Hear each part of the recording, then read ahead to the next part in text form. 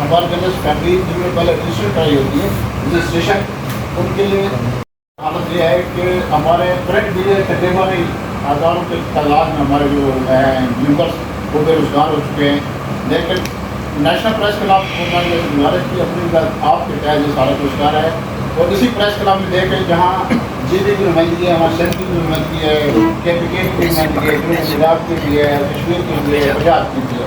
یہ ساری نمائندگی ہے۔ اس کے بعد ہم بتائیں جو دوسری عید آتی ہے، دوسری عید میں ہم بڑی عید جس کو ہم کہتے ہیں کہ یہاں پر پورے عید کے 3 دن یہاں پر فنکشن ایک کا اہتمام کیا جاتا ہے، ڈنر کا اہتمام ہوتا ہے، تاکہ وہ فیملیز جو کہ جن نے گھروں میں قربانی نہیں کر سکے پکا پکایا یہاں کھانا بھیج کے جاتا ہے، فیملیز کے ساتھ وہ دیر کو جائیں، واپسی جائیں، شام کو یہاں پر لنچ اور ڈنر کا یہاں ہے لطف، یہ ایک سلسلہ چلتا جا رہا ہے۔ اور یہی ہے کہ آپ کو ہمارے آپ وزٹ کریں گے، جب اس سال کی آپ تزئین و آرائش دیکھ لیں،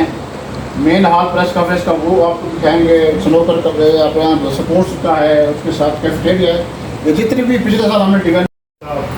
بھائی رائے صاحب کو، ڈاکٹر صاحب کو کی خاص بنانے سے خوش آمدید کہتا ہوں، کیونکہ یہ وہ دوست ہیں جن کو جب پتہ چلتا ہے کہ پاکستان سے مہمان آیا ہے تو یہ اس کا پیارا لینڈ ہونے سے پہلے اس کو آکوپائڈ کرنے کے چکر میں ہوتا ہے کہ جا کے تاکہ مہمان ادھر ادھر کہیں غائب نہ ہوتے ہیں۔ اور جناب جنوری صاحب آپ کی وساطت سے پریس کلب کے تمام عہدیداروں کا اور طارق ملک صاحب آپ کی وساطت سے آرج کے تمام عہدیداروں کا جو 5:30 بجے سے یہاں انتظار کر رہے تھے، بیزی ڈے تھا سب لوگوں کا، لیکن ظاہر ہے کہ مہمانوں نے آنا تھا، لیٹ ہو گئے۔ میں آپ سب کا بھی شکریہ ادا کرتا ہوں جو 3-4 گھنٹے چلے گئے اور جو یہاں حفاظت کر کے چلے گئے ہیں، ان کا سلام آپ کو ان کے پاس جو دوست ہے ان سے لے گئے۔ تو ظاہر ہے جس طرح بلال ڈار صاحب بتا رہے تھے کہ دوست کو کبھی کتابوں میں پڑھا کرتے ہیں، نہ کبھی تصویریں جاری کرتے ہیں، لینے والے کو پتہ ہوتا ہے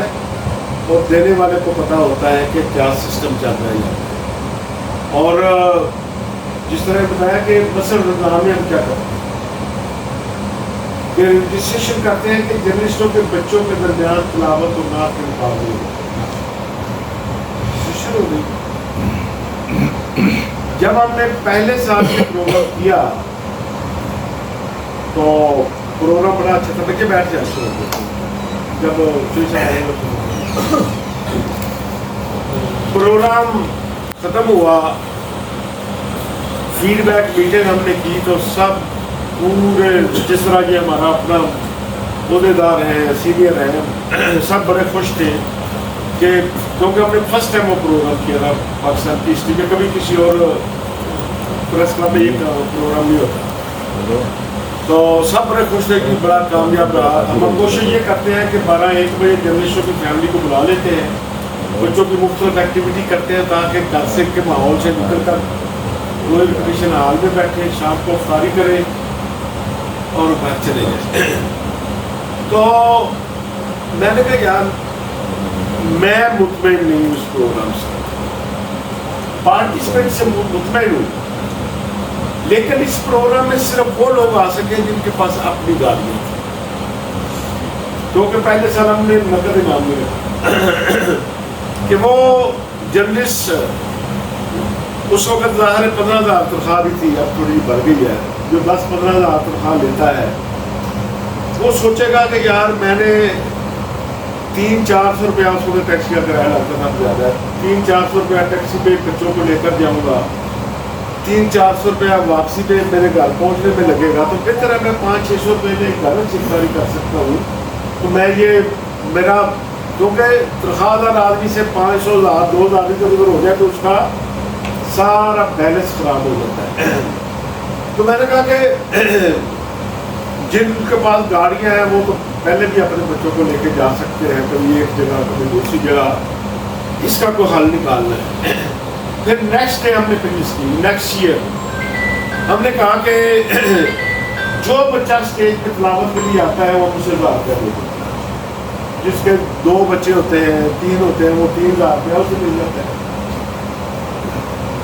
افطاری کی چلے گئے، پھر اینڈ میں جن کی ایک تو بچوں کو یہ ہوتا ہے کہ اپنے نام چلتا ہے،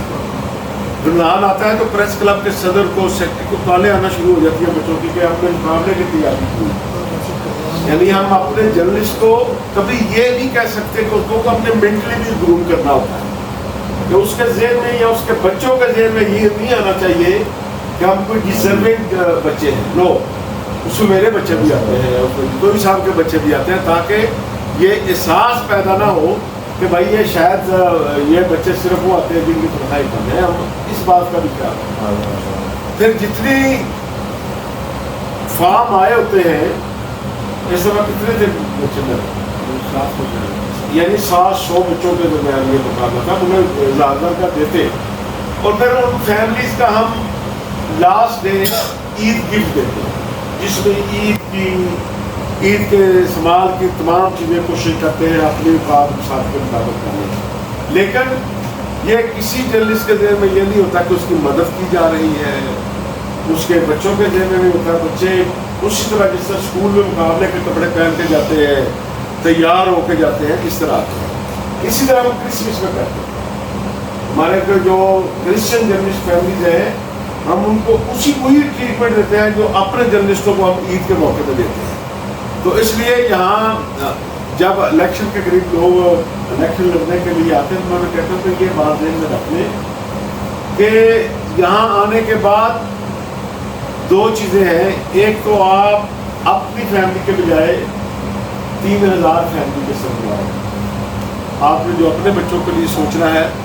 وہ ان بچوں کے لیے سوچنا ہے، اور الحمدللہ پھر اسی طرح رمضان کا مسئلہ آتا ہے، ابھی گرمیاں چل رہی ہیں، پیکیج اسی طرح آئیں گے، تو ہم کوشش کرتے رہتے ہیں کہ یہ کام چلے۔ ابھی آپ کو یہ کیفیٹیریا کا وزٹ کرائیں گے کہ جس کے جیل میں آج کے دور میں بھی 70-80 روپے ہو وہ باعزت طریقے سے منحصر کرنا، الحمدللہ یہ اللہ تعالیٰ نے ہم کو بڑا کام نہ کر سکے، آسمان سے تارے نہ توڑ کے لا سکے، لیکن ہم یہ سمجھ رہے ہیں کہ ان حالات کے اندر جب کہ مہنگائی کا یہ عالم ہے، بے روزگاری ہے، چھانٹیاں ہیں، پھر ہم جب پریس فریڈم کی بات کرتے ہیں تو گزشتہ 4-5-6 سال سے مرکزی حکومت فنڈ روک لیتی ہے کہ بھائی ہم پابندی لگاتے ہیں اور آپ اسی پابندی کے خلاف رجسٹر کر رہے ہوتے ہیں تو پیسے کیوں دیں، لیکن الحمدللہ ہم پریس فریڈم کی جنگ بھی لڑ رہے ہیں، ورکر کے حقوق کی جنگ بھی لڑ رہے ہیں۔ تو چوئی صاحب کو یہ بتانے کا مطلب یہ ہے کہ باقی ہمارے بہت سے لوگ ہیں جو وہاں احتجاج کرتے ہیں ہمارے ساتھ، جو ہمارے ساتھ جلد سے جلوس کرتے ہیں، چوئی صاحب میں جب بھی جاتا ہوں یہ کہتے ہیں برسر جرنلسٹوں کی ویلفیئر کا کچھ کریں، ان کے بچوں کی ایجوکیشن کا کچھ کریں، مجھے میرے ذمہ وہ کام لگا دیں، ٹھیک ہے۔ تو آج بھی چوئی صاحب کی خواہش تھی کہ بھائی اب میں یہاں جرنلسٹوں کو کچھ مالی مدد کر کے جاؤں، میں نے چوئی صاحب ہم تصویر نہیں بناتے، ہم اگلے بندے کا بھرم بھی رکھتے ہیں، ضرورت مند کا ہمیں پتہ ہوتا ہے، بعض لوگ ایسے ہیں پھر جو آ نہیں سکتے گھروں میں بیٹھے ہیں، لیکن الحمدللہ ہمارا کیونکہ سسٹم ایک چلتا ہے، لیکن جس بندے کی تصویر لگا دے اس جرنلسٹ کو کل تو کس سوسائٹی میں کہاں سر اٹھا کے چلے گا، تو ہم کیونکہ یہ سامان وہ اس طرح کے سسٹم میں نہیں ہے، تو بہرحال چوئی صاحب ویلفیئر کا ایک مستقل کام بھی کرنا چاہتے ہیں اور جرنلسٹ اور ان کے بچوں کے لیے اچھا اعلیٰ کوالٹی کا UK بیس کو ادارہ بھی بنانا چاہتے ہیں۔ اللہ کرے ان کے ارادے بایا تقدیر تک پہنچے اور آپ سب لوگ مل جل کر کرتے رہے۔ رائے صاحب، چوئی صاحب، اب میں بغیر کسی آپ کے درمیان ہمارے چوئی صاحب پاکستان اسکاٹش پریس کلب کے چیئرمین بھی ہیں جو اسکاٹ لینڈ میں پاکستانی جرنلسٹ اور میں اب آپ کے اور مہمان کسی کے درمیان زیادہ حائل نہیں ہونا چاہتا، میں نے بہت بھی بات کی، تو اس حساب سے گزارش ہے کہ میں آپ کے تھوڑے اور کام کرا لو، اور تھوڑے کام کرا لو۔ بسم اللہ الرحمن الرحیم۔ تمام تعریفیں اللہ تعالیٰ کی ذات کے لیے، اس کے لیے سب سے معذرت کرتا ہوں کہ یہ پروگرام 6-6:30 بجے کا تھا، میری وجہ سے لیٹ ہو گیا۔ سب سے پہلے تو میری بات قبول کیجیے جس کے لیے ہم یہ لیٹ ہو۔ اگر بات کریں تو ہم صافی ہیں، ہم سب صافی 2-3 گھنٹے تک بات کر سکتے ہیں، اور میں صرف شفقت کروں گا کیونکہ پہلے کافی دیر ہو گئی آپ معزز صحافیوں کو میری وجہ سے کافی انتظار کرنا پڑا، جس کے لیے ایک دفعہ میں موضوع کرتا ہوں۔ محترم بٹ صاحب، الحمدللہ آپ سب بھائیوں کے ساتھ ایک ٹیم کے ساتھ صحافت کی جو خدمت کر رہے ہیں وہ لائق تحسین ہے، خواہ وہ صحافی پاکستان میں ہے یا وہ صحافی امریکہ یورپ میں بیٹھے ہوئے، سب ان کی خدمات کو سراہتے اور امید ہے بلکہ یقین کامل ہے اسی طرح آگے بھی صحافت اور صحافیوں کی خدمت کرتے رہے اور ان کے حقوق جاری کر رہا ہوں۔ میں ایک چھوٹا سا ادنا سا صحافی ہوں جو اسکاٹ لینڈ میں ARY کو ملتا ہے۔ افضل بٹ صاحب سے دعائے بدائے ملاقات ہوتی رہتی ہے جب وہ آ جاتے ہیں، اور کوشش یہی ہوتی ہے کہ کچھ ٹائم ہمارے ساتھ گزاریں اور ہمیں پاکستان میں جو صحافیوں کے مسائل ہیں ان سے ایک دو دفعہ افضل بٹ صاحب نے ذکر کیا، تو اس سے پہلے بھی الحمدللہ میں صحافت کے لیے اپنے تھے جو اللہ تعالیٰ نے نوازا ہے اس میں سے کوشش کرتا رہتا ہوں 2021 سے لے کے آج تک۔ یہ آپ کے بھائی کو اعزاز حاصل ہے کہ صحافت چاہے کراچی ہے یا پشاور ہے کشمیر راولپنڈی اسلام آباد، آج تک ہم نے صحافیوں کو کبھی یہ بھی کوشش کی کہ انہیں ہم ان کے ڈور پہ جا الحمدللہ ان کی خدمت کی ہے۔ ہم آج تک 70 سے 80 لاکھ روپیہ اسی وقت میں صحافت کی خدمت میں لگا چکے ہیں۔